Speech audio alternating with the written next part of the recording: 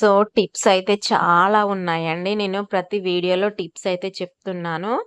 చూడండి, ఇప్పుడు మనం గ్యాస్ నీట్‌గా చేసుకోవాలి.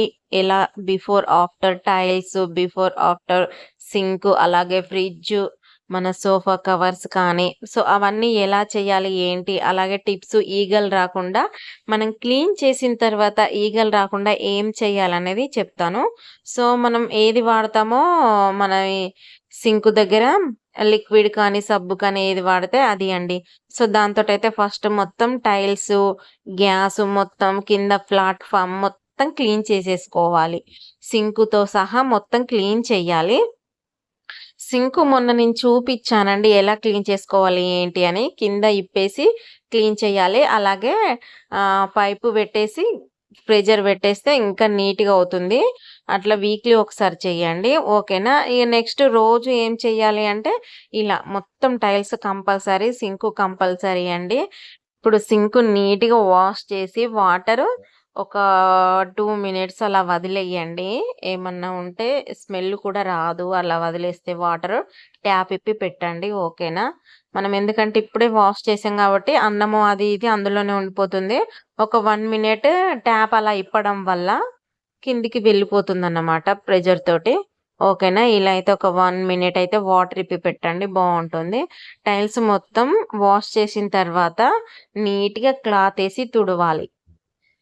సో, తుడిచిన తర్వాత ఏం చెయ్యాలనేది నేనిప్పుడు చెప్తాను టిప్పు.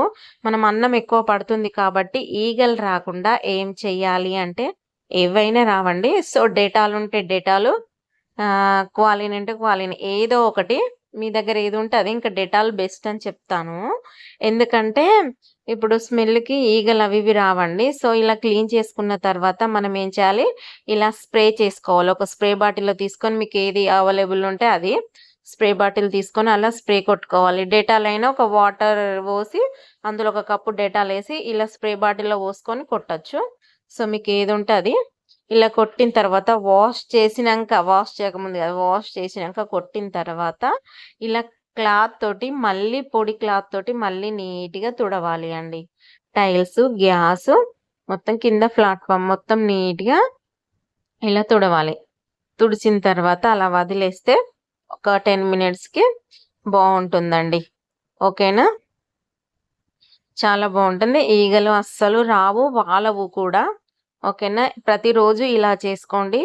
మీకు సింకు దగ్గరికి గానీ, బొద్దింకలు గానీ ఏమీ రావు అండి. ప్రతిరోజు వాష్ చేసుకుంటే. ఓకేనా? నాది రోజువారీ క్లీనింగ్ అండి. ఇలానే ఉంటుంది. కంపల్సరీగా క్లీనింగ్ అయితే చేస్తాను. సో, ఇవన్నీ తీసి క్లీన్ చేసుకున్నాక చూడండి. తర్వాత మనం సింక్ దగ్గర పెట్టుకుంటాం గదా! ఆయిల్ డబ్బాలు అండ్ నెయ్యి డబ్బా అన్నీ పెట్టుకుంటాం కదా! ఒక డబ్బదా. సో, దీనిలో ఏంటంటే పేపర్ తీసేయాలి. ఆయిల్ అప్పుడప్పుడు పడుతుంది కదా అనుకోకుండా. సో, ఆయిల్ కూడా చేంజ్ చేసుకోవాలి.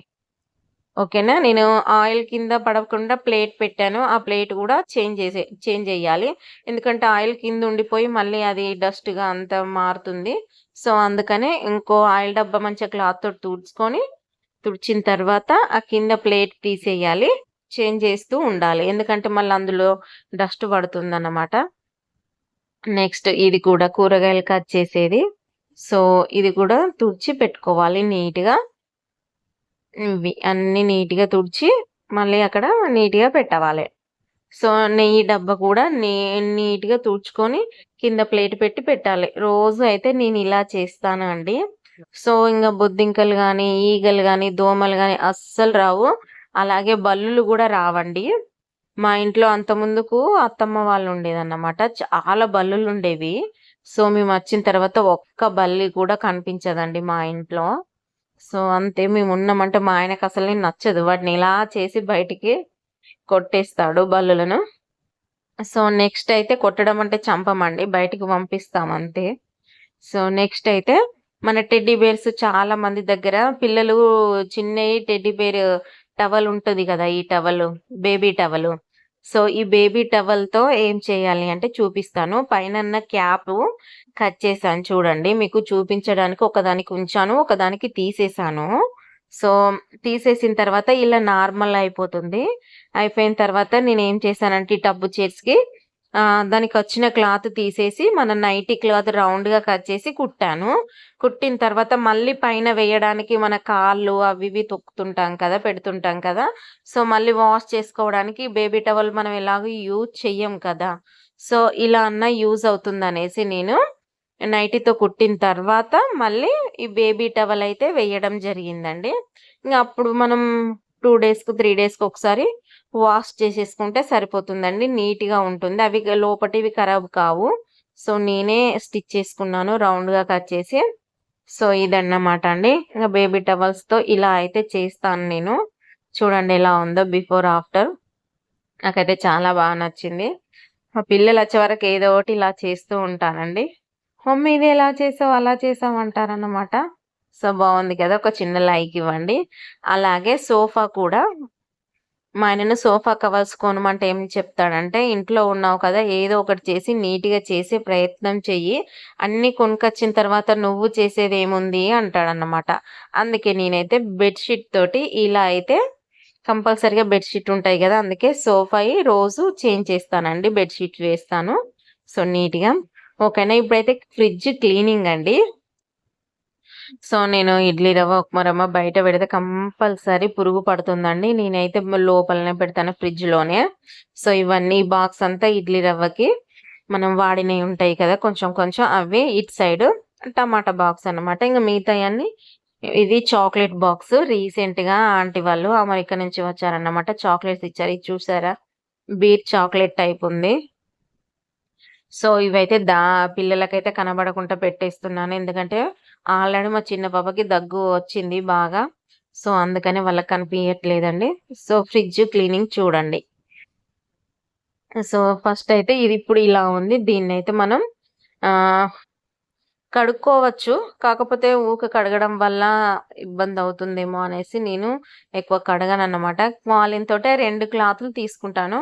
ఒకటి ఫస్టు డస్ట్ అంతా తీయడానికి. తర్వాత దాంతోటి క్వాలిన్ తోటి ఒకటన్నమాట. సో, ఇలా నీట్‌గా దాంతోటి తుడిచేస్తానన్నమాట. చూడండి. మా పాప అయితే ఫ్రిడ్జ్‌కి గూడా మొత్తం రాసిందండి. అది క్లీన్ చేయడానికి నాకైతే చెయ్యి నొప్పి పెట్టింది. అస్సలు పోవట్లేదు. చూడండి ఇప్పుడు బిఫోర్, ఆఫ్టర్ అన్నమాట.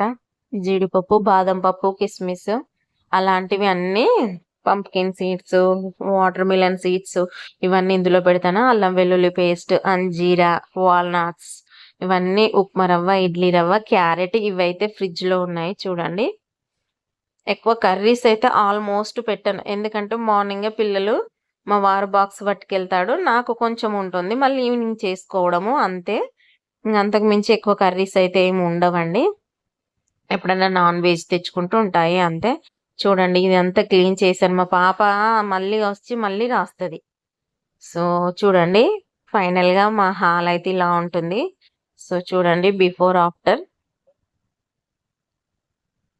చాలా బావుంది కదా! సో, నేను ఇలా అయితే రోజుగా చేసుకుంటానండి. వీడియో నచ్చితే